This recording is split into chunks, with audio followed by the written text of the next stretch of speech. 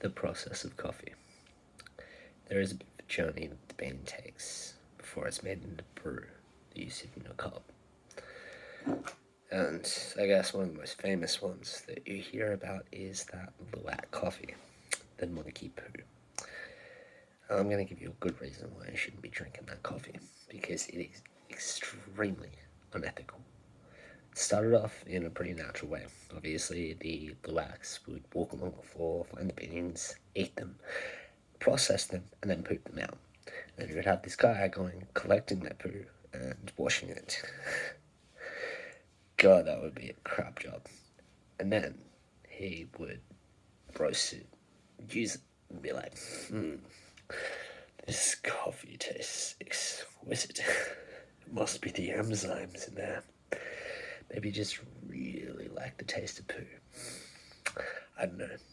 Anyway, fast forward to our modern day time. What they do is they keep these animals in cages. They force feed them the beans for like 2 days, and then they give them like food for 2 days, and then they're back on the beans for like 3 days. The beans aren't really nutritious for them. So there's this video I was watching where this guy took a video camera in, and he's asking questions. And he asked this guy, "How do you know when they're dead?" And he says, "Because the cage has been smelling for 2 days."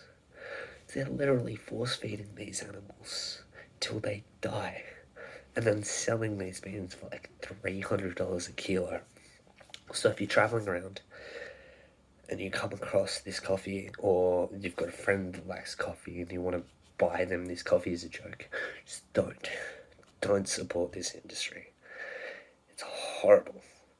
The Luwak farming coffee industry is horrible. There is far better coffee out there. So please, think of those little monkeys.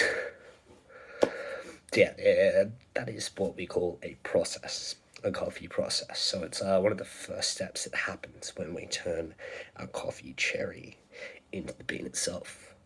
Because it's the fruit of the coffee tree. It's pretty sour.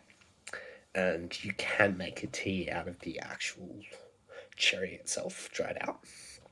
But yeah, the way that they get the cherry into being the bean is called processing it. There are natural processes and there are wash processes. So a natural process is pretty popular in a country like Africa, and that is where you leave it out in the sun and it dries out, and then you put it through a bit of equipment. I think a bit of milling equipment. I personally haven't seen it, and then it takes all that cherry pulp off. Second way is washing. Those normally they've got these little runs of water, and they'll put the beans in there, and they'll get this thing and push it. All the defective beans will float up to the top, and then all the other ones will just go into go down.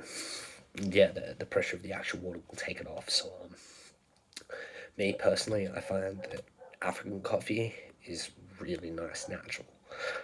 I think that's because the beans themselves are used to being in a fairly hot, dry climate, so the flavors will naturally respond better to the heat. I find them quite intense, quite chocolatey, deep, rich flavors. A country like Colombia, I prefer my Colombian coffee washed. I find it's a lot sweeter and smoother. Sometimes you get the nutty flavor through there, and I think the water itself will help that. Then you can also get honey processing. So a honey process is a bit of both. They might dry it out for the first bit and then wash it, or get the water into the first section and then sun dry it. So yeah, it's a good little mix there of what they do. There's reasons why they do it per each bean, and there's a whole science there that I'm not even going to go into at the moment. So the next step after it's processed is it gets graded.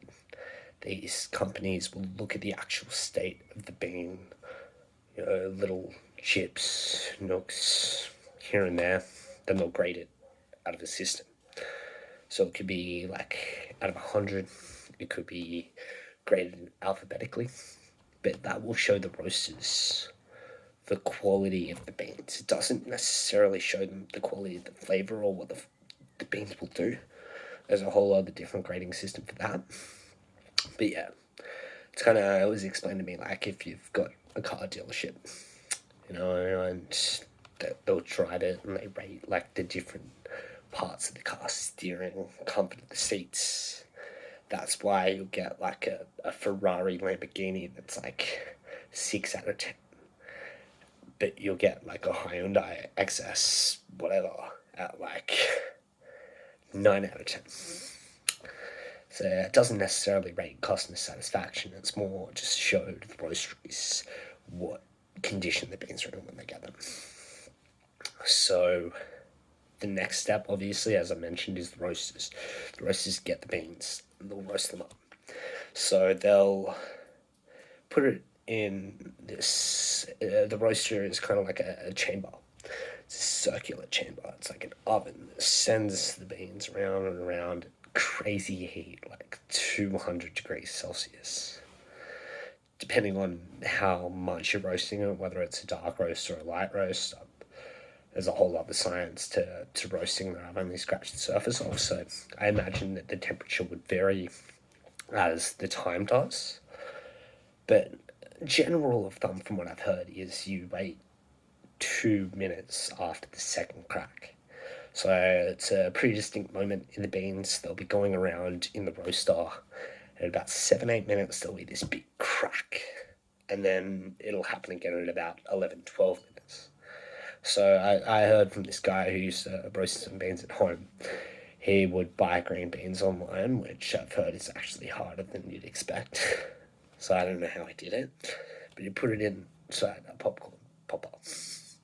And he would let it spin there, because, yeah, it's the same process. It is this metal spinning barrel that heats up like crazy. And it would go pop the first time, and then pop the second time, and then pull it out, and then you'd let it get degas. So yeah, what happens is the beans are green, and they're really, really solid and dense, full of these oils. And then as they heat up, those oils pop into being gas. But you have to wait for, like, some of the gases to go out, because carbon dioxide, like, really, really gassy coffee that's about 2-3 days old is going to make you really sick. It's not good for you. That's why they recommend to wait at least 6-7 days after they've been roasted to use them. And you use them before the 3-week point, because sometimes after the 3-week point, lots of these oils have already passed on, so you're not going to be getting the best flavour you can. So the next step, obviously, after they've been roasted, is for the cafe to use them. So that is why it's so important as a barista to know your training and to make your product well. Because if I make a bad coffee that turns somebody away, and they make the decision to not get those beans ever again, there's a roastery that's missing out. There's a processing factory missing out. There's a farmer missing out. So barista is the last line of defense to make sure that the consumer is getting the product they deserve, and making sure that that product has all of the work come out of it and appreciate it.